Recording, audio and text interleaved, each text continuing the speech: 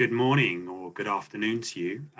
Welcome to this Centre for Global Development event, where we're going to be talking about climate finance and progress towards the $100 billion UN target. We've got an excellent panel of speakers lined up, and I'm really looking forward to hearing from them in a moment when I introduce them.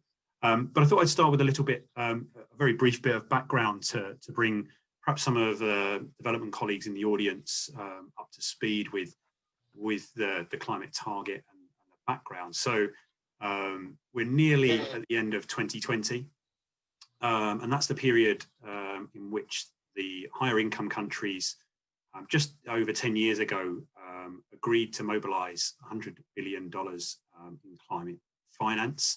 That agreement was also endorsed at Paris to give it further weight, but there's quite a few aspects of this figure and the agreement that are disputed, and we'll hear a little bit about that. One of my colleagues, Ewan Ritchie, has been looking at the measurement issues. There are questions about the balance between adaptation finance and mitigation finance that was agreed in the text and what that means, as well as questions about the baseline and how countries are recording their efforts. And these various discussions lead to different estimates of progress, and some of those are as high as $80 billion in 2018, and others are below $40 billion. So we'll hear in a moment from two good sources to help us understand that better. So one of the aims is to understand the climate finance measurement and dimensions. The UN Framework Convention on Climate Change have just closed their consultation. The OECD have just published a report, and we have one of the authors here to talk about it. And similarly, Oxfam have also published their shadow report looking at progress. So one part is understanding the finance, but we also want to understand, the so what next for policymakers on a number of levels. So whilst this target was agreed 10 years ago, it's clear that the context has changed with COVID and the health and economic challenges that are being faced in both the high income and low income parts of the world. That could change things significantly. And furthermore, there's a recognition in the original agreement that we need a new target building on 100 billion that would take effect from 2025. So that agenda is still live. And it's great to have Deepak Dasgupta here, who's a distinguished fellow from the Energy and Resources Institute. He's got a wonderful experience in this, which has included representing India in the climate negotiations in recent years. So we'll have one perspective there. We'll also have my colleague Rachel Kayella, who has been looking at what development agencies are doing about climate in their approach. And finally, we'll have Joe Thwaites from the World Resources Institute, who's going to help us think about some of the country efforts towards this target, and I'm sure we'll get on to the potential US role, especially in the light of an incoming Biden administration, who have both committed to rejoining the Paris Agreement, as well as eliminating fossil fuels globally and mobilizing domestic resources for climate mitigation. So that's the background. I think there's a lot to talk about. If you have questions and comments, then please either email them to events@cgdev.org or put them on Twitter with the hashtag CGD Talks, and we'll keep an eye on those, and I'll put those to our speakers either at the end of their presentations if they're relevant, or later on when we get into discussion. So that's enough for me, I think. Let me turn to our first speaker, who is Jane Ellis. She's the International Climate Head at the OECD Environment Directorate, and having talked to Jane, she has a wonderful background in this area, stretching back a number of years, and a deep knowledge of both the figures and the agreement. So what better way to start? So thank you very much for joining us, Jane, and over to you. Thanks. I'm just checking that you can see me, hear me, and that you can see my screen. Can you see my screen? I can indeed. It's not in presentation mode yet, but it's... There we are. Is that better? Perfect. Excellent. Well, so thank you very much for the invitation, and I'm very pleased to be here. the OECD was asked by our members to provide an update on the levels of climate finance provided and mobilized by developed countries for climate action in developing countries. And so, as Ian said, we published a report last week. This was the third of its kind, and we hope that it's an important contribution to transparency about the extent of progress towards this goal. So I'm presenting this on behalf of the team, the OECD team who worked on the report. So I'm going to briefly start with some context, then tell you what is in our report, and then give you some headline results. You can download the report for free from the website here. So just in terms of context, the 100 billion was first agreed at COP16, which was in 2010. And developed countries committed to a goal of mobilizing jointly 100 billion per year by 2020, coming from a variety of sources. It took quite a while to agree exactly on how the modalities for reporting and what exactly could be reported as part of the 100 billion that was later reconfirmed in the Paris decision. And I'd just like to highlight that concessional and non-concessional loans were explicitly included as being part of this, and also that it's mandatory to report information in terms of face value, along with the in the same way that the grant that the target was framed, but reporting on grant equivalent is not mandatory. So before giving you the figures that we've calculated for climate finance, I think it's important to understand what's in and what's out. And this is because, as Ian said, there are very different estimates of climate finance. They can vary very widely. So in terms of our estimates, we assume that there are four main components of climate finance in the context of this 100 billion. And the first one is developed countries' bilateral public climate finance. And the figures in our report are based on what Annex 1 countries report to the UNFCCC in their biennial reports. The second component is multilateral public climate finance that's attributable to developed countries. This is because both developed and developing countries are members of MDBs, and so we reduce the total amount of multilateral funds to only give the share that's appropriate for developed countries. The third component, which is a very small component, is developed countries' climate-related export credits. And the fourth component is private climate finance mobilized by and attributed to developed countries' public climate finance interventions. And as I said, we present these figures in the same way that the goal in the Cancun agreements and Paris decision is framed, and that's so face value. So what's not included is developing countries' public and South-South public climate finance.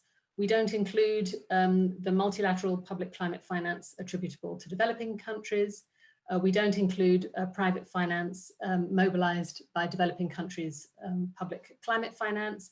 And we don't include private finance that would have flowed in the absence of developed countries' public finance interventions. And we exclude all financing relating to coal, including clean coal. So we've been collecting these four components of climate finance. We have a consistent time series since 2013 for the first three. So that's bilateral public, multilateral public, and export credits.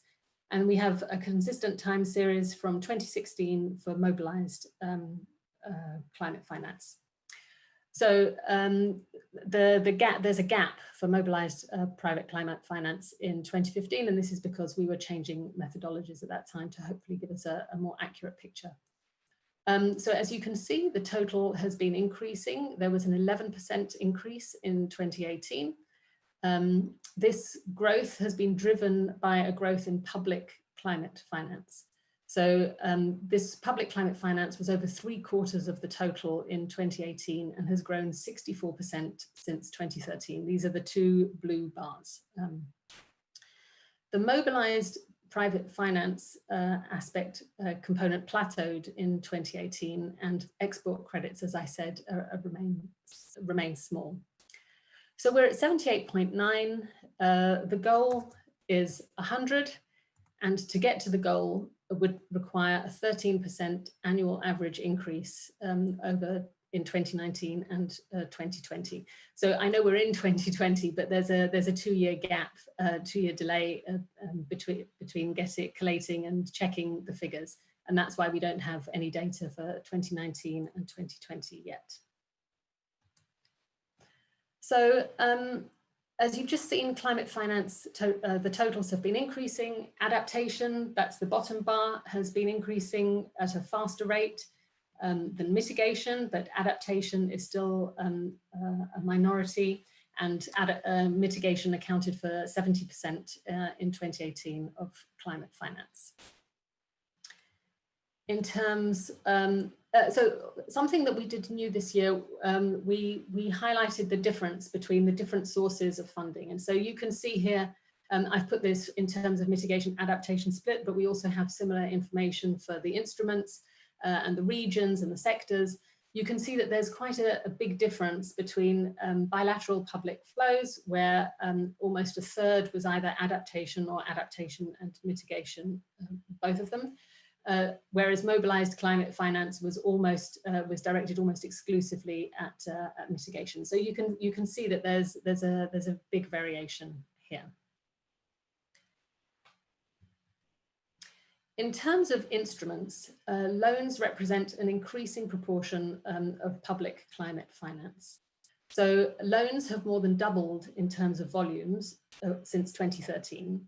And the share of loans has also increased. So and this comprised up to 74% of public climate finance in 2018. Most of the bilateral loans were concessional. MDBs measure things a little bit differently, and most of their loans are not concessional, although they're still often provided in more favourable terms than market rates. As you can see from the pale pink slice bar at the bottom, grants sort of varied around 10 billion a year between 2013 and 2015, and then about 12 billion a year between 2016 and 2018. So they increased in absolute terms, but decreased in relative terms. The grants mainly came from bilateral providers.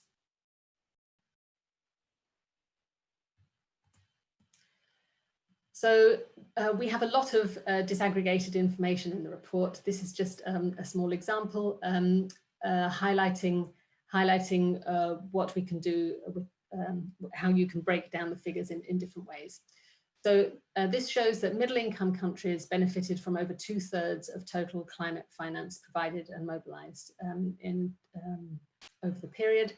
You can see from the very small light, sort of lilac bar really, that a very small share of mobilized climate finance went to the low-income countries, and quite a large share of bilateral public climate finance is reported as targeting multiple countries, so it cannot be allocated to individual countries. That's why the last bar at the bottom, unallocable by income, is quite high. There's also in the report, but not on this slide, information about public climate finance to LDCs and SIDS, and this has more than doubled over the period. So that was just a brief overview of what's in our report. Please feel free to contact me or any of the other authors listed, and I'll turn it back to Ian. Thank you. Great, Jane. Thanks very much for taking us through the headlines of the report. I think there's some interesting patterns and trends there, which we'll get into. But let me move straight on to Tim's presentation. Tim Gore is Head of Policy, Advocacy and Research at Oxfam. He was previously in Oxfam International's policy lead on climate change, and prior to that he also worked on EU climate and food policy. So another veteran of the scene, and it'll be great to get your take, Tim. And if people have comments and questions, please ping those off, and I'll put them to Tim and Jane as we conclude this part of the presentations. Great, thanks, Ian. Can you see the screen okay? You can, good. Yes, well, indeed, I was around when that 100 billion target was being negotiated, so it's nice to come full circle and look at how progress has been made towards it. I'll just present some figures from a recent report that Ian mentioned, our Climate Finance Shadow Report. So this is essentially shadowing the OECD reporting that Jane has just presented. We draw many of the same sources of data, and we collaborate quite closely in putting together our figures. We put this one out just before the report that Jane just took us through. So there were some slight differences in some of the overall figures, but we're in the same ballpark. And just to say, this is a report which has been led on by a number of my colleagues who are unable to present today. So I'm presenting their work first and foremost. So in terms of, I think as Jane has started to articulate, the question of whether or not the 100 billion has been met is perhaps, less important than how it is being met, because as Jane said, the reporting would suggest that we are on track. A further increase over in the period 2019 to 2020 will allow developed countries to claim, based on what they've reported, that the 100 billion has been met. But for developing countries in particular, the real issue is not really whether it's been met, but how it has been met, and whether it's really benefited them to the extent that perhaps they would have expected, the extent to which they really need in order to tackle the climate crisis. And there are a few key issues that we look at in these shadow reports. Jane has also presented some of this in her analysis. But some of the key things to look at when we look under the bonnet of those reported figures, this split between grants and loans obviously being critical, and how loans are counted. So we'll come to that some more. This split between mitigation and adaptation, the share which is going to the very poorest or some of the most vulnerable countries, least developed countries, small island developing states. The question of whether or not this is even new and additional finance. And I think for let's say a development audience in particular, this is I think a critical question. How is this affecting ODA budgets overall? And gender as well, which is another issue which we started to look at in our shadow report this year. But I guess our overall takeaway is that the real value of the public climate finance for recipient countries is likely significantly lower than what is being reported by contributing countries.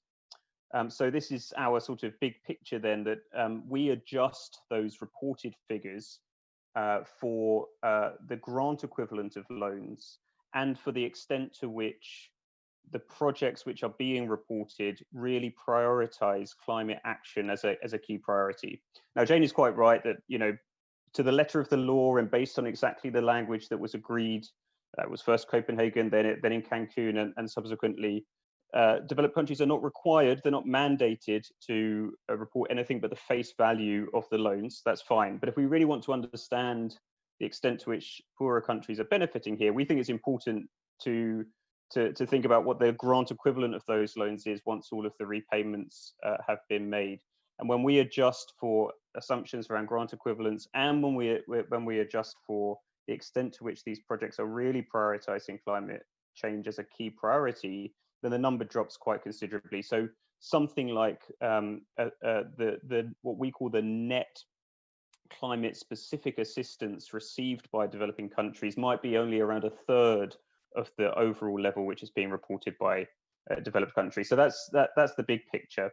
When we break this down, as I think Jane has clearly shown, there is a big reliance here in loans, some of which concessional, some of which non-concessional.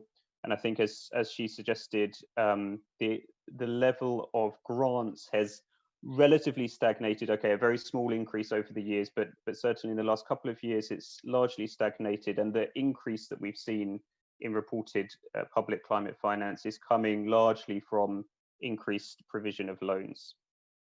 Not all countries are the same, and we break out what the different use of the use of different instruments looks like by different countries. And you can see that some, like the UK and even the US, largely providing grants. Some, like Germany, that have a very sort of balanced split between grants, concessional loans, and other non-concessional instruments. And then you get some, like Japan, notably, also France, which are much more reliant on loans to in the finance that they're reporting. So you have some, let's say, better pupils in the class and some which need to pull their socks up.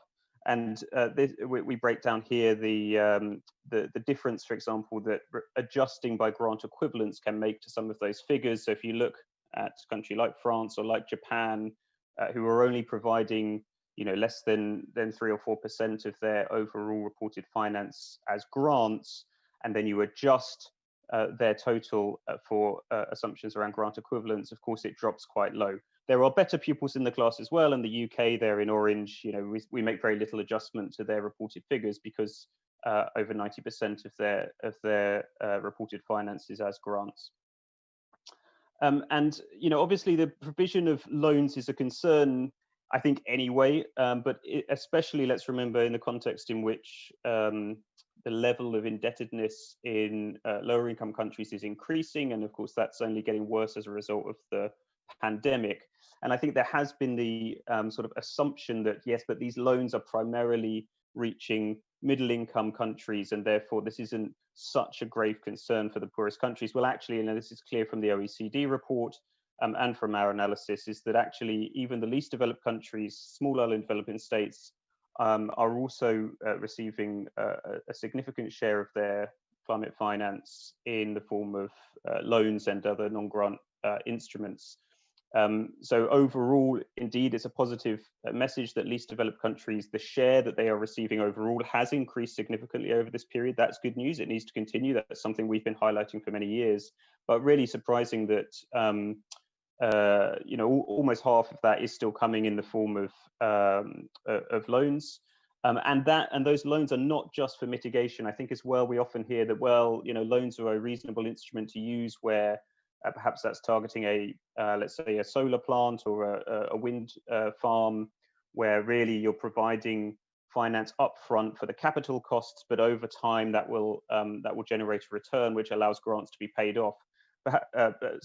Allows loans to be paid off. Perhaps that's understandable in certain circumstances.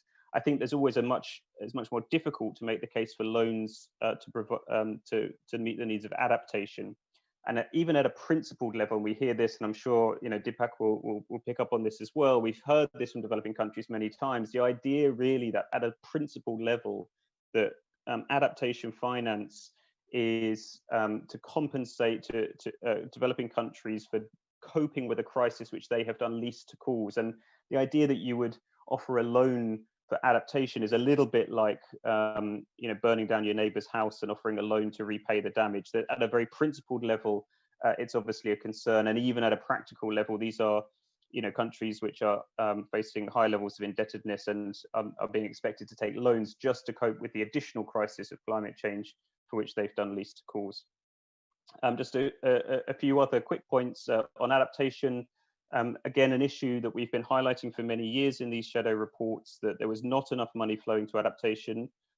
We still don't think it's enough. I think we got the figure a little bit higher than OECD, somewhere around 20% for adaptation now. There has been a significant increase in the share and in the absolute amount flowing to adaptation. That's good news, but it's still far, far short of the overall needs of developing countries in terms of adaptation. So some positive news, but much more still to be done.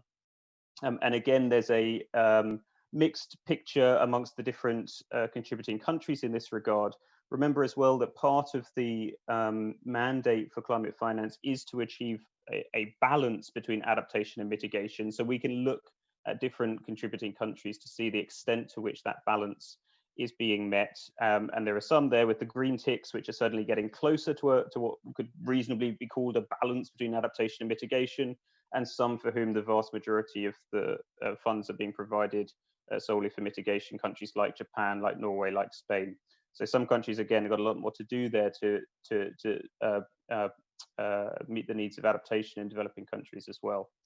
And last couple of points, in terms of the overall ODA budgets, and this is something which OECD have been consistently pointing to as well, we can see that climate finance is taking up an increasing share of overall ODA budgets over the years. So we're up to around about a quarter of ODA budgets now being counted as climate finance. And in the context in which overall ODA budgets, certainly globally and in most countries, are at best stagnating, if not declining, that would suggest there is displacement going on.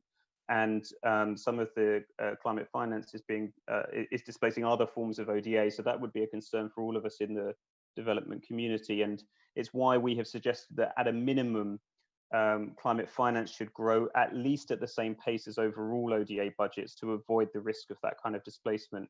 And as I said, we've also now been able to start looking at the extent to which reported climate finance is taking account of gender, using the OECD DAC gender equality markers.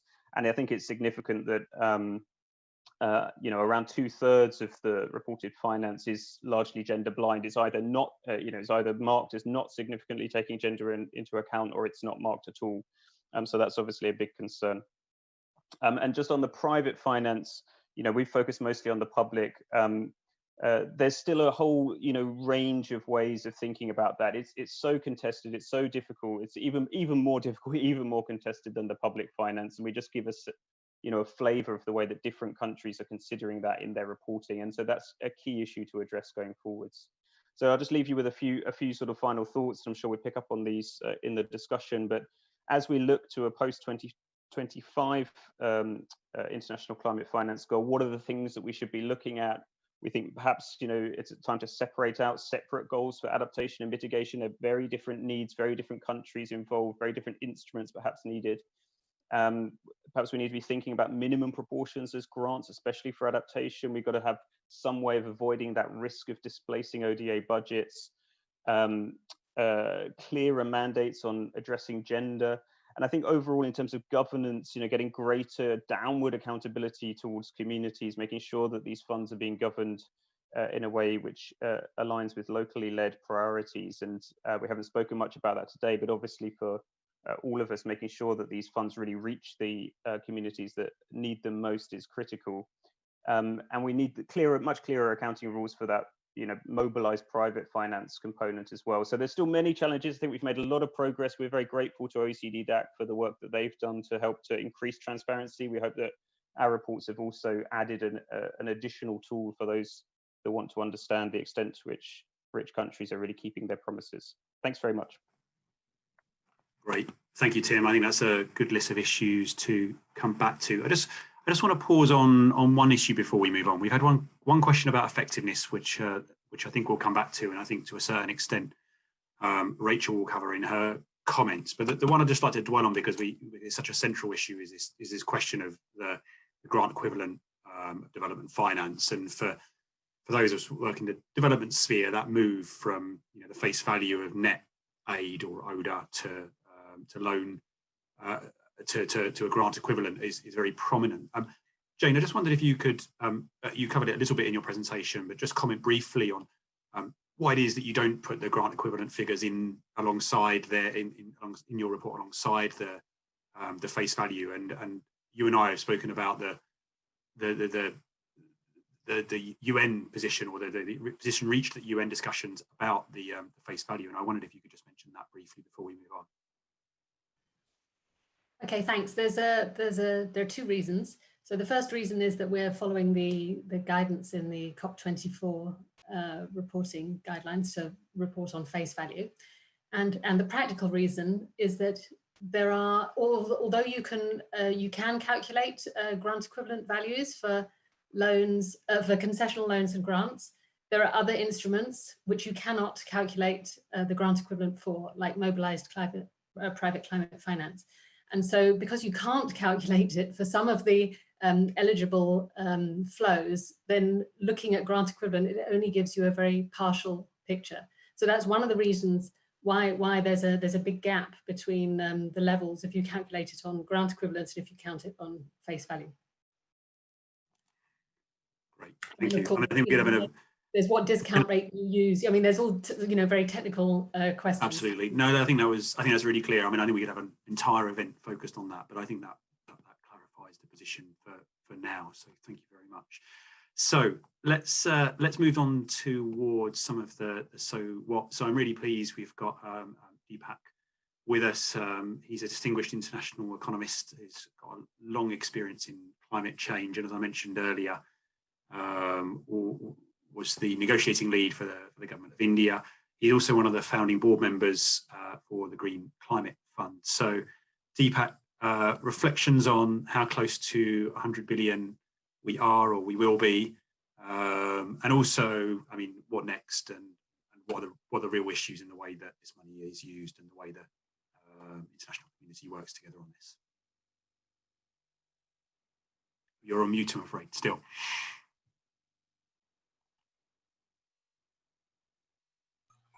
Okay.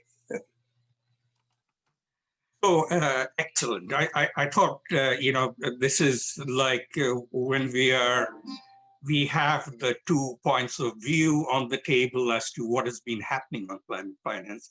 And they're both extremely useful and important to the audience and to me. When I read it every year, it's every 2 years, it's an important event.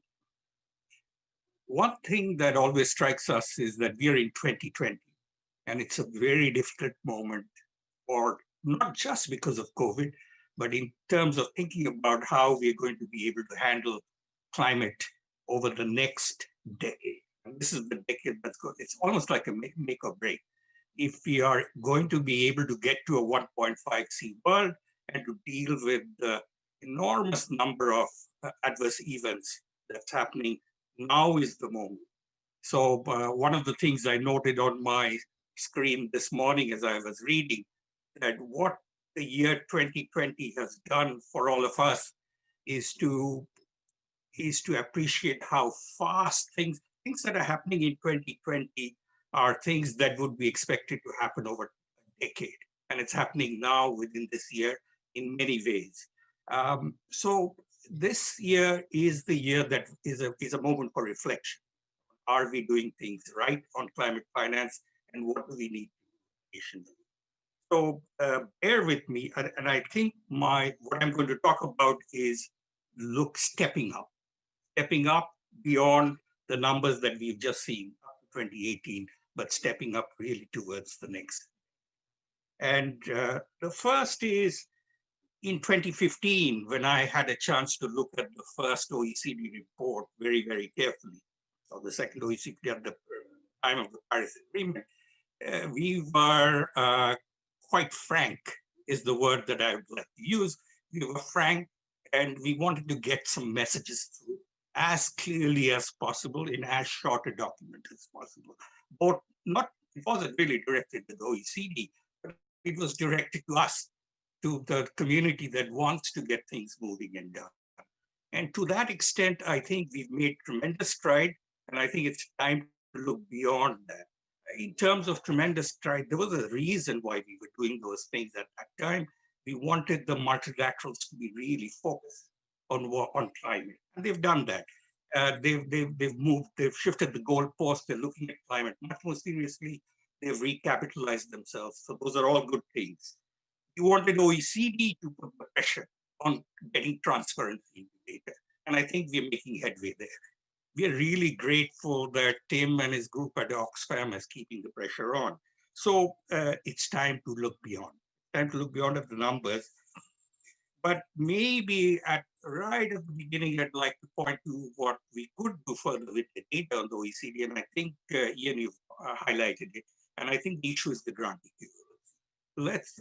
There is absolutely no reason, no logical, reasonable reason why you can't present a set of numbers that's the headline numbers of the face value and the grant equivalency at the same time. I know OECD can do it.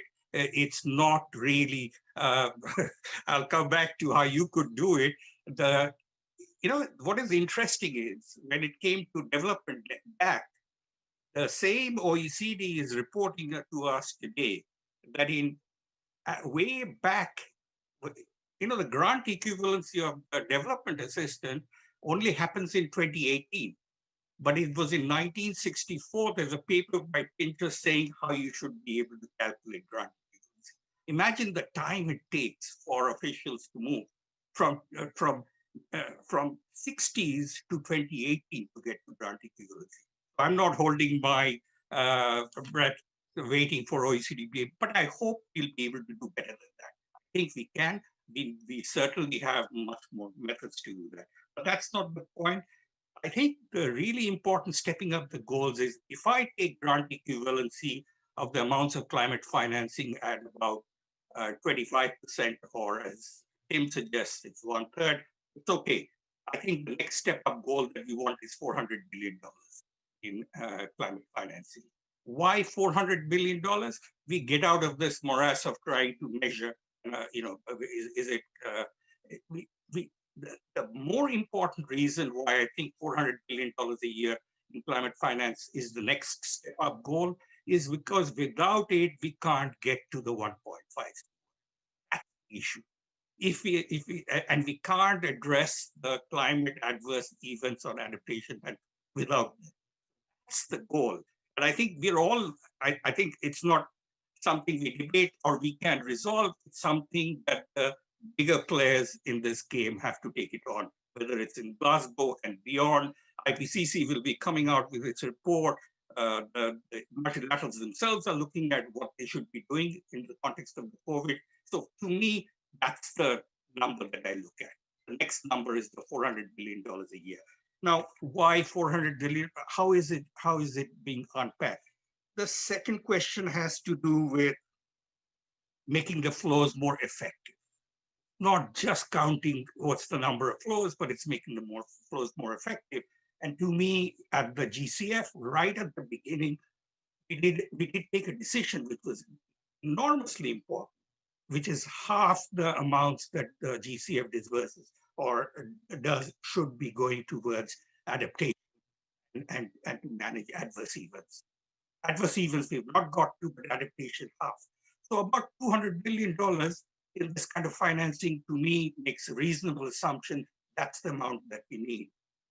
The rest, and that would make, by the way, the ability to handle adaptation on a sustained basis much more feasible, and it would allow us the room and the freedom to do the damages that are being caused in enormous shape everywhere. We finally find a handle to address that. What about the rest? The mitigation stuff, 1.5C. There, the effectiveness really hinges on taking away how to use private finance much more effectively. I mean, the glaring thing that the OECD report, in a sense, points to me as really the powerful message is how very little official finance is being tied in with the private markets. And we know on mitigation, private markets is the one that's going to make a difference. And one of the things that we need to think about on private finance is the world of assets and savings are located primarily in the rich countries. And it's enormous. The size we're talking about is enormous. So we've had a letter a few days back from the heads of the asset managers and institutional writing to the UK government to say, pleading for them to be floating sovereign bonds for the financing climate. I mean, the whole financial markets are moving towards having enormous finance available, and they're hitting a wall at the official level where there is not an ability for public finance to really work with private finance. And the reason why money doesn't flow cross-border is something called the home bias problem. Everywhere we look at, we've got a home bias problem. And the home bias problem is basically finance can't flow cross-border from where the money is sitting. There's about $200 trillion in financial assets sitting in developed countries, of which around 1% flows cross-border to developing countries. And the reason is risk. The risk is because there's risks of cross-border transactions. And that's the challenge. That's the third challenge. That's the effectiveness, how to make it effective. We think you could get a multiplier of something like 15 times for every dollar in public finance that you make available to private finance. You could do that with the sovereign, put the sovereign guarantees behind it. So that's the third. The fourth is about the renewal of the role of the US. I think this is where the key is, because the key is the world's global financial markets and public policies are, in a sense, shaped by the largest economy in amongst the developed. And we were missing absence of US is very, very was hurting the scene. We think this is a moment to reconfigure both the $400 billion target, as well as devoting half of it to adaptation and to loss and damage, and if you prefer, disaster management, and the other part to get the private financial markets to flow. Finally, the fourth point, I think, is about putting countries in the driving seat. How do we use the money? I think this is something that Tim talked about. The challenge for us is to be able to understand priorities that the countries themselves need to and finance those drivers. And the way, from a data perspective, a glaring problem that we have is that we should be actually going down to the level of countries and measuring how countries are receiving the money and docking them into the different projects. Data transparency and bottom-up measurement of climate finance is really the key. Without it, it's like going to a dance without the other partner being. It's not something that we can resolve. But happy to talk about many of these issues in the question. But to me, time to move on, get $400 billion agreed as soon as possible, devote half of that, $200 billion a year, to adaptation and to disaster management, and make that a principle, not just something that it's got to be right. Third, work towards making public finance much more market-friendly and taking on risks. And fourth, measure, and transfer. Please get the data out there so anyone can look at the data and use it. I still don't understand why we don't have, for example, geographic information systems on where every cent and dollar of money is going in development. And new and additional. If we just pushing money from one bucket to another, won't work. I'm hopeful that we have a tremendous possibilities ahead. That's why it's time to move on. Thank you. Great, Deepak, thank you very much. Some nice, crunchy, practical suggestions. We like those at the Centre for Global Development. I'm sure our people watching this in policy circles will be paying attention to those, and it'll be good to get on to talk about the role of the US, a new 400 billion figure, and an explicit amount for adaptation among the ideas. So let's move on to Joe. So Joe is an associate at the Sustainable Finance Centre at the World Resources Institute. We've read a lot of Joe's work. It's been extremely helpful to us, and he's got a background on the European Union as well, so knows some of the politics behind this. So Joe, your thoughts and reactions, please. Thank you, Ian, to CGD, because this is a really important conversation to be having now. So I'm just going to speak a little bit about how the 100 billion goal is situated within the broader climate finance processes, primarily under the UN Framework Convention on Climate Change, or UNFCCC, as we've already heard. So I think the important thing is to go back to 2010, which is the year the 100 billion goal was formalized. It was first made the year before in Copenhagen, but it wasn't officially a UNFCCC goal until the next year at the Conference of the Parties to the Convention in Cancun.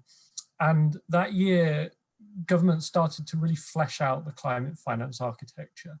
So this was where the Green Climate Fund was created, and the Cancun COP also created a standing committee on finance, which among other things is tasked with producing a biennial assessment of climate finance that looks at the state of play, both in global climate finance flows, but also in developed to developing country flows.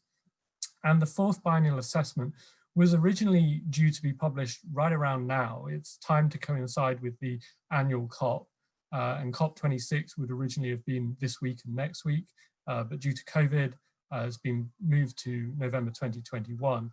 So this biennial assessment also won't be released until next year. But in the past, the OECD and the biennial assessment have reached fairly similar top-line numbers for climate finance flowing from developed to developing countries. But having a UNFCCC report has been important for building confidence in the numbers, even if a lot of the figures are fairly similar to some of the other assessments. The Cancun COP also established a new process for developed countries to report biennially, so every 2 years, on the climate finance they've provided for developing countries. And this, as we've heard, is one of the key sources for tracking progress on the 100 billion. As Jane mentioned, the reporting has always had a 2 to 3 year lag, so we won't actually have a clear answer on whether the 100 billion goal was met until 2022. But that certainly doesn't mean that government should wait until then. As both the OECD and Oxfam reports show, more finance is needed to meet the goal. And we also know that COVID-19 has caused significant disruption in all finance flows. So really any trends prior to 2020, it's not really safe to just assume they can be projected forward in a linear fashion. It's also important to remember that 2020 is just the start year for delivering the 100 billion. At the Paris COP in 2015, it was agreed that developed countries would continue mobilizing at this level until 2025. So regardless of whether the goal has been hit exactly this year, it makes sense to continue ramping up climate finance to ensure the 100 billion will be clearly met and maintained over the next 5 years, especially in light of the massive development needs and the massive investment needs for a green recovery from COVID-19. Continuing to scale up should be a no regrets option. And there are a number of high-level events coming up in the next month, such as the 5th anniversary of the Paris Agreement on December the 12th, where developed countries are going to be under pressure to provide some reassurance about the climate finance goal, and ideally would be making new public climate finance pledges. The UK, who is the host of COP26, has already committed to double their climate finance over the next 6 years. And the spotlight's on how other countries can step up with similar or higher ambition. This includes the major contributors such as Germany, France, and Japan. But I think it's also important to pay attention to Canada, the Netherlands, Spain, and Italy. And they contribute at a smaller scale, and because of that, they actually get less attention. But really, they ought to be doing more to match their peers' efforts in terms of, on a per capita basis or as a percentage of their gross national income. And of course, all eyes are going to now be on how President Biden recommits the US to providing climate finance. And that will be a key means to build American credibility as they re-engage in global climate diplomacy. But to come back to the title of this panel, 100 billion in climate finance, have we made it? What next? We've already heard from the other speakers, a key challenge in assessing the progress towards the 100 billion arises from some of the ambiguity in the original language from the Copenhagen and Cancun decisions that set the goal. And COPs make decisions on a consensus basis. So there's often a degree of constructive ambiguity in decision text that allows every country to feel comfortable to sign on. But the problem has been that governments have subsequently been unable to come to more detailed agreement about what should count and how to count it. But nevertheless, the different assessments and the analyses that have been done by OECD, by Oxfam, by others on progress towards the goal provide some really important lessons for the future of climate finance accounting and goal setting. And that's not just an abstract concept. At the Paris COP, governments agreed that they would set a new collective climate finance goal from a floor of 100 billion before 2025. And the process for negotiating this goal will really get started at COP26 next November. As governments, we think, need to establish a clear process that builds a shared understanding about what counts. And if you couple that with clearer reporting rules, it can help avoid some of the accounting disagreements we've seen over the last decade. And there have also been important developments in those reporting rules. So under the Paris Agreement, as Jane mentioned, governments agreed to an enhanced transparency framework, which includes climate finance reporting, and that will come into force in 2024. In addition to that backward-looking reporting, the Paris Agreement also requires developed countries to submit forward-looking communications on their projected climate finance provision. The first submissions of those are due this year, but as far as we understand, no countries have submitted them yet, which is quite concerning, because giving an indication on future climate finance plans and priorities can reassure developing countries that commitments will be upheld. And it also helps other actors in the climate finance system to prepare to use funding more effectively. The counterpart to the projected funding provision by developed countries is projected needs from developing countries. And the Paris Agreement here also encourages developing countries to report their finance needed and received in a more systematic way. Again, that begins in 2024. And in addition, the Standing Committee on Finance, which I mentioned at the very start, has been tasked with producing quadrennial reports on the finance needed by developing countries to implement their commitments under both the original convention from 1992, but also the 2015 Paris Agreement. The first of those reports will be published next year, and given the significance and just how massive a topic it is likely to have a big influence on other elements of the finance negotiations. And then last, but by no means least, the Paris Agreement introduced 2 new finance goals, which I think really are at the heart of the post-2020 climate finance agenda. Firstly, as Tim mentioned, there's a commitment to balance provision of climate finance between mitigation and adaptation. And as both the OECD and Oxfam show, adaptation amounts to between 1/5 and 1/4 of overall public climate finance flows. So this goal was a recognition that this needs to be scaled up to meet the growing adaptation needs in vulnerable countries. Second, one of the 3 overarching goals established by the Paris Agreement is to make finance flows consistent with a pathway towards low greenhouse gas emissions and climate resilient development. Now, that's really wonky language, but it really, at its core, it marks the first time that countries in the UN climate process have actually set a collective goal that looks beyond just the public funding from developed to developing countries. This new goal looks at all finance, so public, private, domestic, and international flows. And it sets out to ensure that all of these support and certainly don't undermine the transition to a net zero greenhouse gas emission climate resilient world. So I'll end by highlighting what I see as the key challenge for the future of climate finance in the UNFCCC, which is the need to broaden the ambit in line with that new overarching goal, the Article 2.1c, to really reflect and catalyze the full scale of effort needed on finance to address climate change, while at the same time continuing to give sufficient attention to public climate funding that is vital for the poorest and most vulnerable countries. But thank you. Great, thank you very much, Joe. It's great to understand the processes in the background here. And, you know, I mean, in one way, it's wherever we end up on the 100 billion, as you and Deepak have hinted, I mean, it's, you know, it's clear to some extent this has been taken seriously over the last 10 years and that governments are thinking about it. And I guess your point is, how should we take that forward in consideration of the forthcoming needs?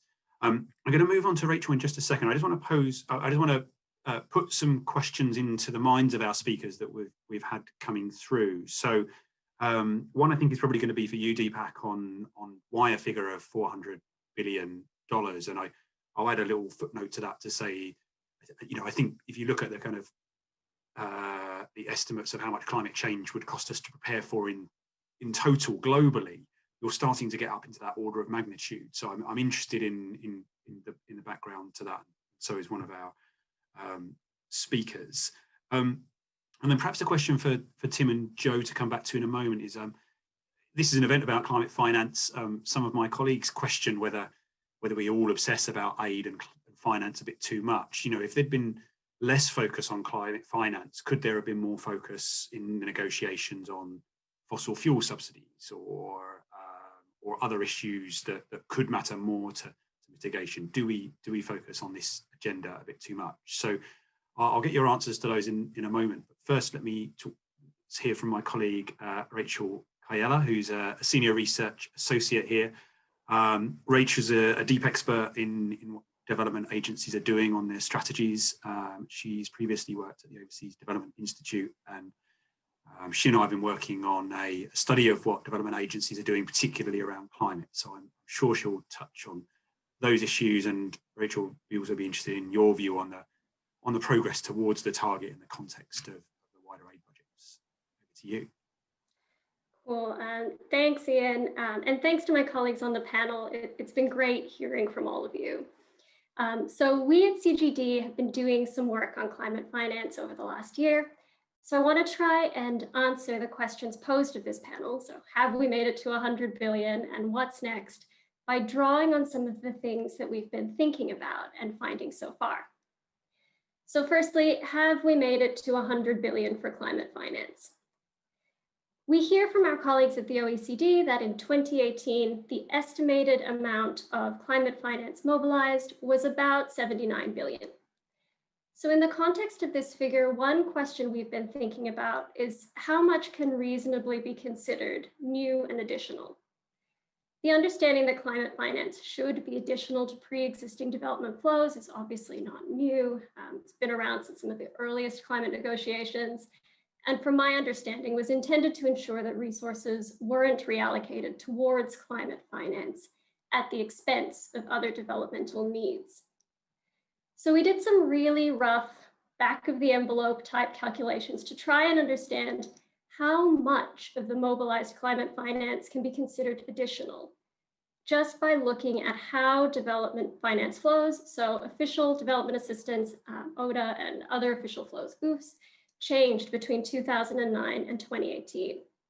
So using the same sample of developed countries as in the OECD report, one deliberately inclusive and likely overestimate is that ODA and OOF disbursements have grown by about 41 billion since 2009.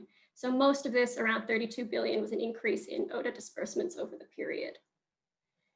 So firstly, let's assume that 100% of this increase is programmable and for climate. So I mean, this is unlikely given all the things that are included in ODA, which could also be driving the increase. But for the sake of this exercise, let's assume that it was all climate. If we then compare the increase in ODA and OOFs, so it's 41 billion, to the most similar portion of the total climate finance figure, which would be, I think, the 62 billion that the OECD reports as public climate finance from bilateral and multilateral agencies. So this is excluding private flows. Then it seems that at least a third of public spending for climate doesn't appear to be new or additional using a 2009 baseline. So what does this mean? Well, I mean, it's clear that providers haven't met their commitment to additionality. Part of the challenge is obviously that the absence of a globally agreed standard, in the absence of a globally agreed standard, providers can define additionality however they like. So we recently did a very quick exercise to map definitions of additionality across DAC providers and found that more than half of Annex 2 parties adopt a definition that counts any climate finance as new and additional. But perhaps more importantly, and as Tim noted, if funding isn't new and additional, then it could mean that some public spending is being, at best, rebadged as climate related, but at worst, reallocated away from other developmental priorities. It's difficult to see how either scenario is in line with the spirit of climate agreements. So to answer the question I started with, have we made it to 100 billion? I mean, I think the answer is probably no if we expected the money to be additional. But if we take the reported values, it's also difficult to see how the target will be achieved, especially in the context of only a marginal increase in ODA expected in 2019. Public budgets are under pressure in 2020, and given the flattish trend in private climate finance that we've seen over the last few years. So not to say that it won't happen going forward, but I don't think 2020 is looking very likely. Okay, where do we go next? For me, I think the next phase in climate finance needs to be one that focuses not only on the volume of financing, but also what that finance achieves. So in other words, the effectiveness of the spend matters as much as the spend itself, particularly when we're talking about concessional resources. So we've been doing some work looking at how development agencies from the OECD DAC are integrating climate action into their development portfolios. And some of the things we've been finding are, in my opinion, quite striking. So almost all DAC providers now include climate action in their development strategies or policies, typically as either a thematic or a cross-cutting priority. Yet very few report publicly on the results estimated from their climate spend, let alone publish evaluations of climate programming that could support comparison and peer learning. Understanding the impact and expected impact of climate finance is always important, but particularly so when we're talking about, say, concessional spending on mitigation, which tends to skew towards middle-income countries. The issue is that the opportunity cost of using ODA for mitigation can be quite high, especially if it means diverting concessional resources away from other developmental programming in lower-income partners. In these cases in particular, it perhaps becomes important to understand and identify what this spend is achieving to justify and ideally inform potential trade-offs in decision-making. All that is to say, ensuring that concessional climate spending is focused on effectiveness and impact is not only crucial for making progress towards global climate objectives, but also to the broader development agenda. Regardless of what the new spending target on climate turns out to be, and we've heard some estimates from my colleagues, issues of effectiveness will always be important. And going forward, we probably need to get a better handle on what our climate resources have achieved and what we need to do to improve outcomes in the future. So let me stop there. Great, thank you very much, Rachel. So as someone who's relatively new to the question of, the climate finance progress and what should be counted, I do, my observation, as is Rachel's, is perhaps there's too much focus on what counts and whether we should do grant equivalent and not enough on, hang on, is it new and additional? And I think if you look at the quantum of global aid as being about 153 billion US dollars, and that hasn't really changed a great deal since 2010. And so it seems to me that even when you're measuring on a face value basis, that it's hard to suggest that there's substantial additional resources, which I think maybe takes us back to Joe's point on clarity of language in the agreement going forward, and whether this is intended to reallocate the aid that's given through the development agencies onto climate issues, or whether it's intended to be additional as well. So I think that's an interesting issue for me. Now, we've got a couple of questions coming through. Tim, can I come to you to see whether your view on whether the climate finance focus has been a distraction from other issues, and then Deepak will come to you on why 400 billion. That's okay. Oh, sure. Thanks. Yeah, thanks to all of the other contributors as well. Well, no, I don't think it's been a distraction in any way. I mean, you've got to understand there are probably two reasons that climate finance is critical. One is because particularly for the concessional and the grant-based finance, particularly for adaptation, this is actually life-saving funds for many communities, in some of the poorest countries that are facing, devastating consequences of climate change, day in, day out, week in, week out. So we should never, I think, suggest, we should never take away like what it really means when you have poor, small delegations turning up at these negotiations. They are coming to negotiate for their people, for their communities, that are trying already to cope with more extreme weather and a changing climate. And grant-based finance for those communities makes a real difference, and we should never, I think, dismiss that in any way. So that's the first reason that it matters. This is about communities, this is about lives, and that money makes a real difference. And we know that from Oxfam, from projects that we've been involved in. Yes, of course, we must improve the effectiveness, we must improve the transparency, but we're confident that where this money is well spent, it makes a real difference. So that's the first point. And I think if we hadn't have had that focus on climate finance, we would have seen many needs going unmet, and the risk, of course, that development gains over the last 20 to 30 years being reversed as projects, fail to take account of a changing climate. So that's the first thing. And I think the second reason that climate finance matters and isn't a distraction in any means is this is the glue that holds the deal together between, when countries turn up at the UNFCCC to try and negotiate what to do, it's based on trust.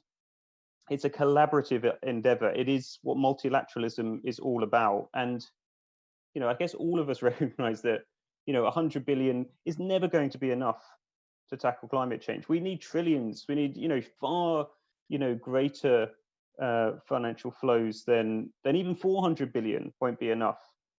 But of course, what it does signal is that, number one, developed countries are serious about their commitments and their responsibilities. And remember that climate finance itself, it isn't an act of course, it's tagged as ODA by contributing countries. But at its heart in the UNFCCC, it isn't an act of charity. This isn't even about solidarity. This is a legal obligation under the convention of developed countries to provide these resources in recognition of the fact that they have been most responsible for causing the crisis and have the greatest capacity to pay. So, you can't expect any government in good faith to turn up at negotiations to reach international agreements when some of the most powerful countries on the planet are not able to show they've kept the commitments that they've already made. So it's about trust. It's about developed countries showing that they are serious about the principles of the convention, about the commitments that they've signed up to previously, that they're prepared to meet those. And if you're asking developing countries to embark on radically different development pathways to those which most industrialized countries followed over the last 20, 30, 40, 100 years, which is what the climate crisis means. You're asking developing countries to do that. The bare minimum that they can expect in return is that developed countries keep their promises to provide the financing that they think to which they are entitled. And that both has a very real benefit, as I said, to many communities that are grappling with the climate crisis, and it's also the most powerful, I think, down payment of good faith, of trust in the negotiations. And you need that in order to grease the wheels of the whole process. And to keep the show on the road. In that sense, it's absolutely not a distraction. As I say, it's the glue that holds it all together. Great. Yeah, thanks, Tim. No, it's a complement with other things in that agreement. I think it's your argument, which makes good sense.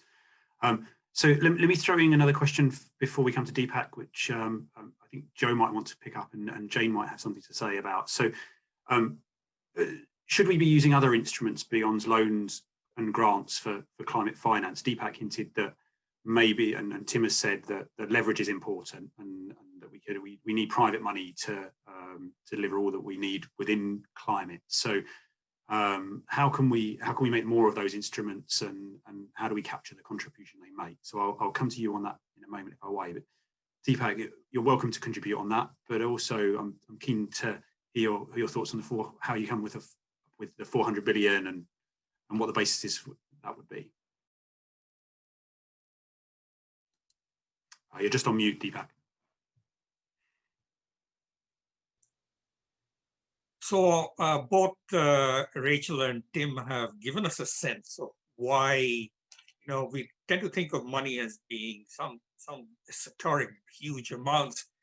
They actually have a very practical relevance to the problem at hand. And there's both an equity element and there's both an effectiveness. So how do we arrive at 400 billion? There's no hard and fast way to arrive at this. The way I thought about it, or the way I think it is that one part of it is we need to provide adequate funding for it. And we are underestimating the amounts that we need for adaptation. One of the highest return investments that we can think of in terms of both its economic efficiency as well as its social impact is in. And so $200 billion, the grant equivalent is the kind of thing. I think adaptation money has to go in grant equivalent in grants. I think some of it could be loans, but if we are, for example, thinking about big agricultural programs, we may need to do allow some element of this. that's why I think about half of it dedicated to adaptation and loss and damage is the minimum amounts that we need at this point in time. It has the highest return. If you think about averting disasters, future disasters that's going to come, makes a lot of sense. The other half of the question is, how do we use it for mitigation much more? And I've given a sense that the gap in financing, as we think about the gap in financing that we need in 60% of the GHG reductions, eventually have to come at the developing country level from the usual plan. And that's a gap of about $1 trillion. And we can't meet that $1 trillion gap without having a leverage coming from the public concessional finance element. So that's the part, that's my tie-in with the other 200 billion. 200 billion, but we need to do more. Right now, what's happening is multilaterals going in, they are doing some leveraging, but they're not really bringing the markets along with them. As Jane suggested in her own documentation, we are not getting bang for the buck with them. So that's the sense. $1 trillion gap in minimum, if we want to do the turning points that the developing countries wish to do, we need about $1 trillion in funding. For that, the leverage of about 5 gets us at a minimum. We need that leverage to get the risks down, and sovereign guarantees is to us, that's the way to proceed, quicker and faster. So that's the 200. And adaptation that we counted as 200, or really the grant equivalent amount, which is about 1/4 of that, is really the core. So that's the 400. By the way, these numbers sound horrendously high, but they're actually quite trivial in terms of the size of the private financial markets and in terms of what the public finances are capable of doing. I mean, we know in COVID, we've spent something like $4 trillion in 3 months on public fiscal packages, and the central banks in Europe and US have spent roughly around $8 trillion. So 4 plus $12 trillion was very easily found when we had very good reasons to do it. And we're talking here about $400 billion a year over a decade when it is not in grant equivalent terms. I think the numbers that we're talking about are quite modest and moderate relative to the size of the problems that we're trying to tackle. So let me stop there. Come back to pick up the question on what can we do to make it effective. Great, thank you. I think in our work, we've been struck, talking about the adaptation element, how difficult it is to distinguish climate adaptation funding and projects from any other development projects. Is it how resilient are you to climate change if you don't have basic health systems? So I think that parallel seems clear to me. I think you're right that mitigation is quite different in nature. That needs a much different sort of response in all countries. But let me come to Joe on this idea of mobilization, because I think in the development sphere, the promises or the ambitions of billions to trillions that came with the Sustainable Development Goals haven't really materialized. The OECD report highlight it is really a microcosm of that problem. So are we getting that? Are we getting our response wrong to that? Is that not about some public money to unlock private money, or that Deepak hinted at wider reforms on finance and measurements? Joe, what's your view on that? Thanks, Ian. Yeah, I think that's a really, really important point, and it's also something we see with the MDBs who report every year on their climate finance, and they also then report on the co-financing that their public dollars are leveraging. And one of the things that we see is they're quite good at co-financing and mobilizing other sources of public finance, but not as good at mobilizing private finance. And part of that, I'm sure, is just to do with the difficulty of tracking those private investments and also attributing. And I think there's a general desire of seem to be fairly cautious in how you attribute a private dollar mobilized to a public intervention. That there's that sort of arises from a lot of the negotiations where there's been a lot of pushback on the sense that this might be overcounting, this might be padding the numbers.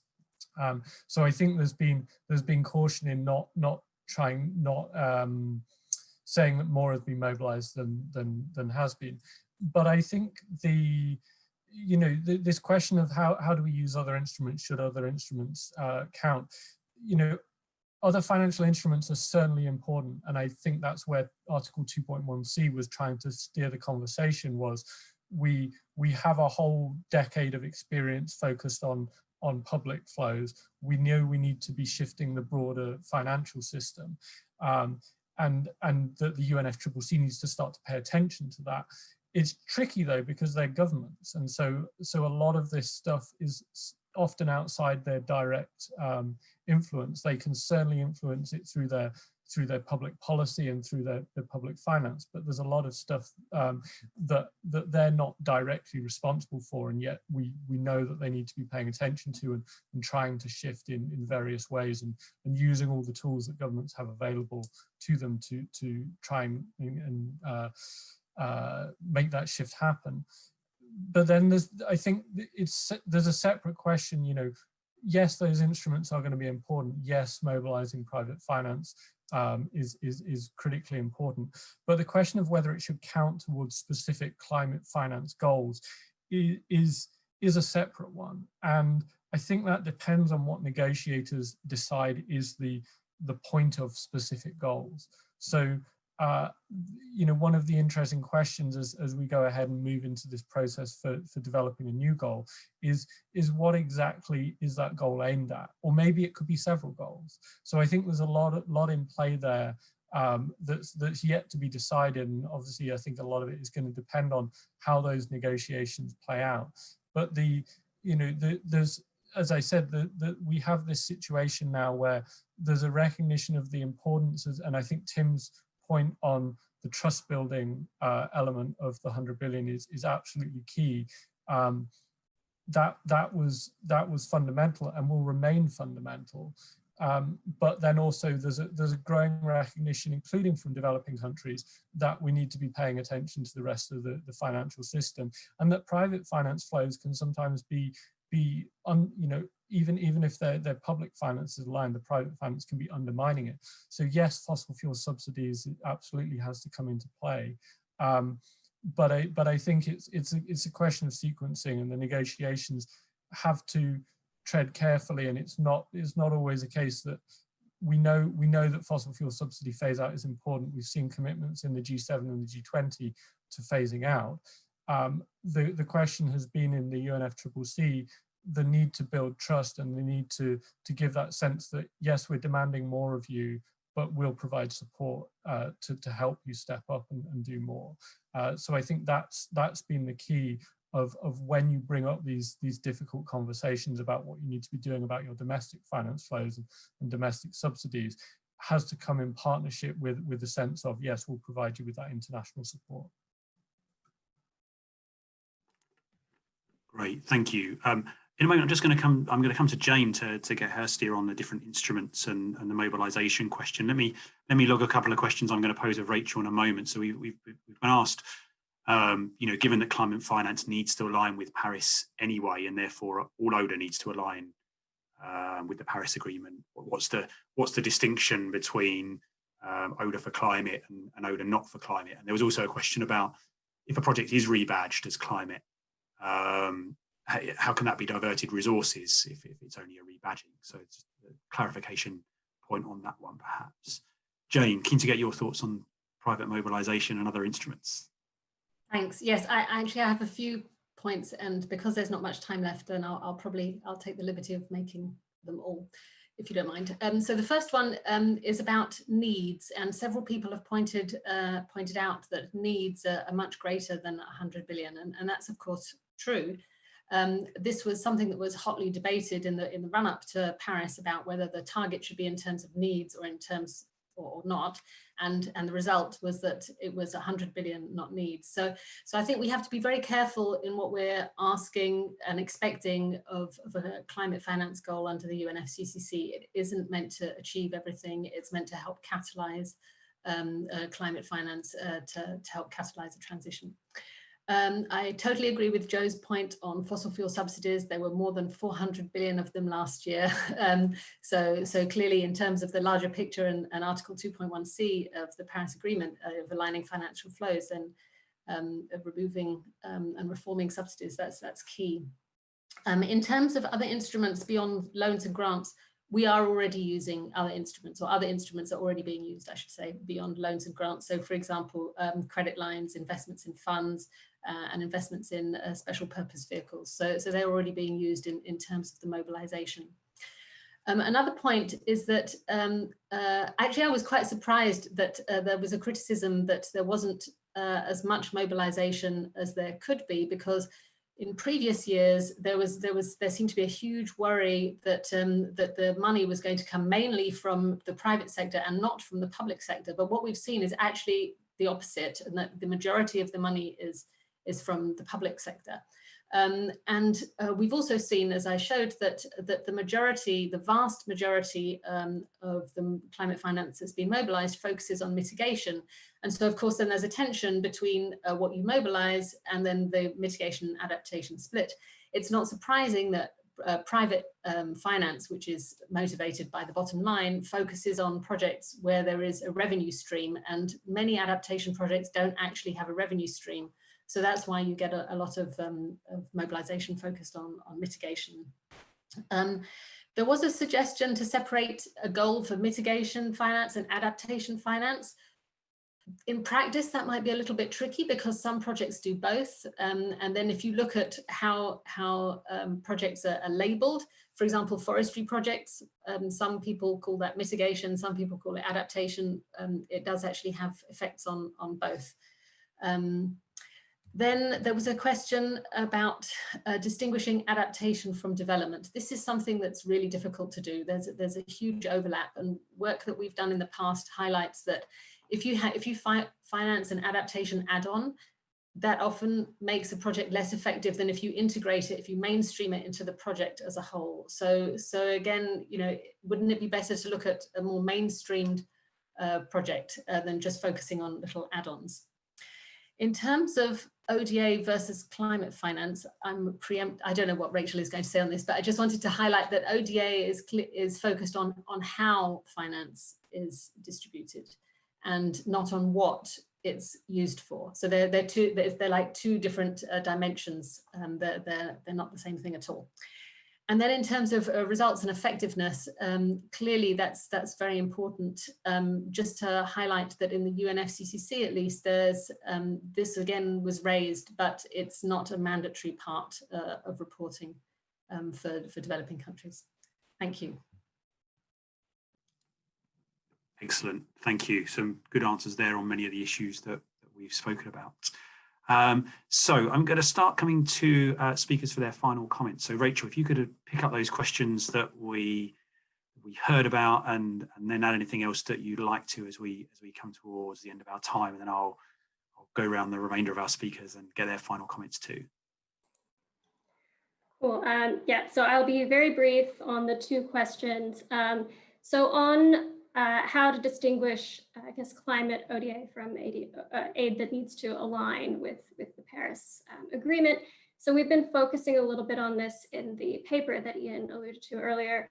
And so the way we've been engaging with it is looking at or considering, I guess, climate-focused spend as some of the spending through sort of the larger climate instruments that providers have. So a lot of the big climate providers, Germany, for instance, has its International Climate Initiative. The EU has the GCCA Plus focused on adaptation. They have these separate climate, I guess, mechanisms that are used to allocate funds. The UK's ICF, or International Climate Finance, was one of those mechanisms as well. But all ODA is also, I guess, providers are streamlining the way that they now align their ODA with climate objectives by introducing climate screenings and risk screening guidances that basically go through all projects and assess whether or not, or look for, I guess, opportunities and risks to both mitigate climate and to ensure the long-term sustainability for adaptation and resilience. So I think that's probably the distinction. on the rebadging, difference between, I guess, rebadging and reallocating. So I guess the way I understand it, a rebadge project would be a project that was pre-existing and has gone from basically having no climate marker attached to it to having a climate marker attached to it in the following year without a clear change in objectives. That's the way we're interpreting a rebadge project. One of my colleagues actually has a piece coming out soon, I think, that looks at some of the examples of this. And I think this is different from diverting a climate resource, which would be more when there wasn't an intention of, say, having a climate spend previously, and now that spending that may otherwise have been used for other development objectives is now targeted towards climate. Is part of providers trying to meet their spending goals towards the objective. So that's it for me. I guess on final thoughts, I mean, yeah, I think for development agencies, and as I've said before, I mean, the risk is that climate-focused programming, if not targeted towards outcomes, may add not only little value for the global climate outcomes, but it could do so at the expense of alternative programming choices, which might not have clear benefits for recipients or for development. But I think that's probably it for me. And thanks everyone for the conversation. Great, thank you very much. So let me just move around our other speakers to get any final thoughts. Deepak, I'm going to go to you first, partly because there's a good question been posed, which is when we're talking about a bigger commitment on climate finance, if it was the 400 billion, would you expect some of the middle income countries to contribute to that? I mean, we've done some work. China's income per head now is something like the US's was in the 1960s. They've obviously contributed a substantial amount to the greenhouse gases. Would you broaden the group of countries that should contribute on that? And any final thoughts after you've unmuted yourself? Sorry, Deepak, we still haven't, you're still muted. There are three things that we are looking at very intensively over the course of next year, couple of years. The first is one that Rachel talks about. We've got to get down to the country level in measuring how finance, climate finance and investments are coming in and the impacts that they're having in terms of climate impacts in resiliency and in mitigation. And we cannot do that. So this is a huge program, and we now need to have pilot projects starting in major places in developing countries, measuring this. And we've got to work with statistical agencies and central banks and the banking and finance system. And we think there is a doable way to do this. And we are preparing a proposal for this to start happening. And if we can make it work, which is not just looking at climate money moving in, but trying to measure the impacts and do it at a very much more granular level than we've seen so far, which is down to specific projects and program levels and distributed all over. And if we can, and using big data, and using tools that we have, so working with the statistical agencies really upgrade what the UN statistical system wants to do, but has been incapable of doing so far. That's our program goal number one. We want to start this off in a big way, and it will tie into the big missing, which is top-down OECD style, covering only not covering what is happening on the ground with these projects and programs, the recipient. That's program number one. And I think we should have a discussion on this, maybe at some other occasion, and we can bring in some of the big data and statistical experts to talk about that.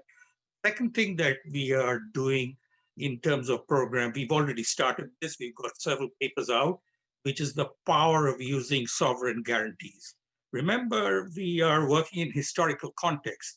The way that sovereigns were actually able to get into markets and borrow, it's dependent. Financial markets are able to accommodate different ways of working to achieve social outcomes much more fluidly than we give them credit for. And so the big push right now is using, because public finance is scarce. If you go to a treasury anywhere around the world at this time of COVID and say we need an additional X billion dollar financing, they're going to be very reticent to do that. And those are the decision makers that are going to be making, and those decisions are not going to be made at UNFCCC. That's the wrong place. Those decisions are really hard discussions between central banks and ministries of finance and treasuries, trying to figure out how we're going to meet this $400 goal, right? And your last one, Deepak, briefly, so I can get on to the others before we run out of time. But just a quick point, use of the power of guarantees, public sovereign guarantees. So that's the second mechanism. And that then leads us to this $400 billion and unpack, get there. One last quick thing, I think this discussion that we've had about tying in adaptation with other SDG goals to look at the whole way which we can integrate that is becoming crucial. Let me stop there. Thank you. Good thoughts. Tim, any final comments from you? Brief if you can, please. Sure.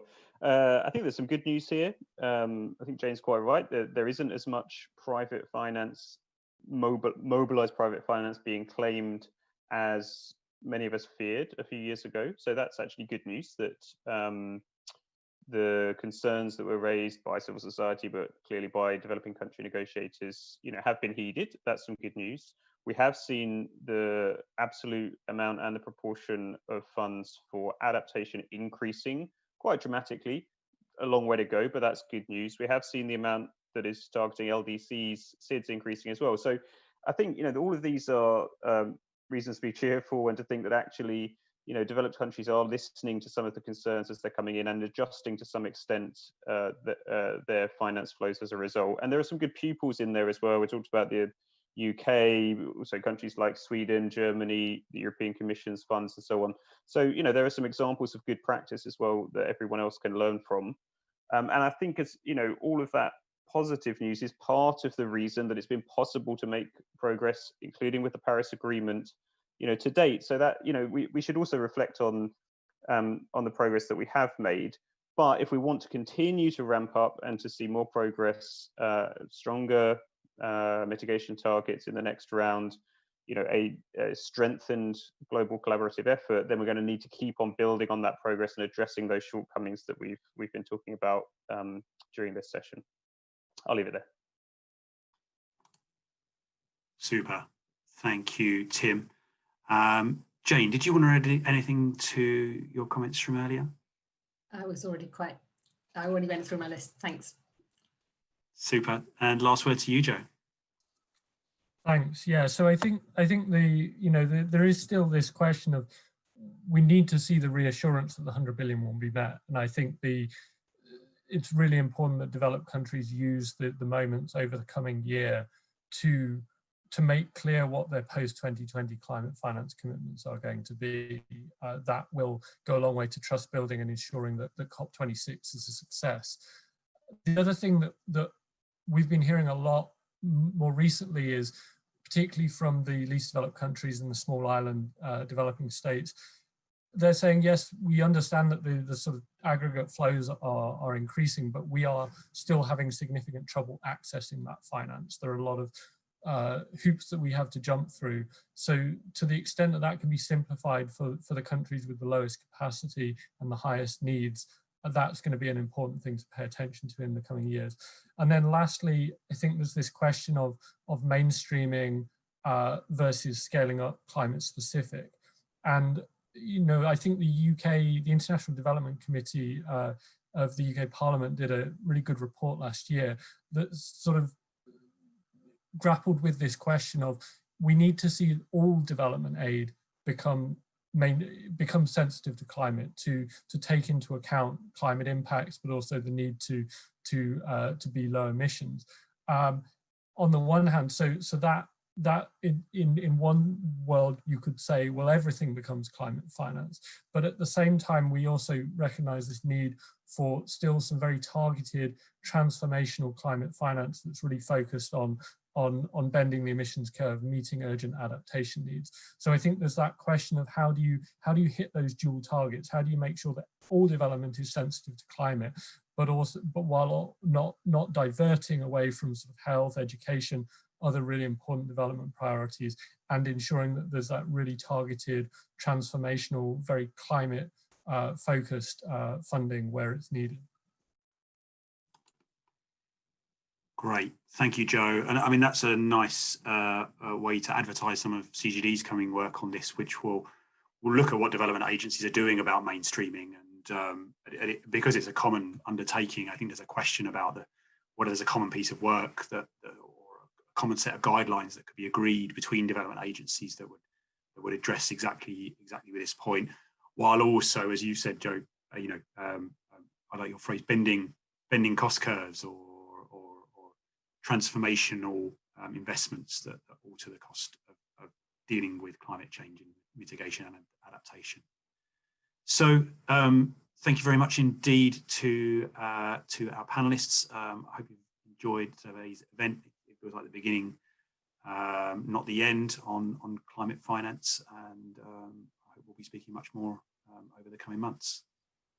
Thanks again. Take care. Thank you very much, Ian, and everyone else. Lovely to hear this. Many thanks. Bye-bye. Thank you. Thank you. Bye-bye.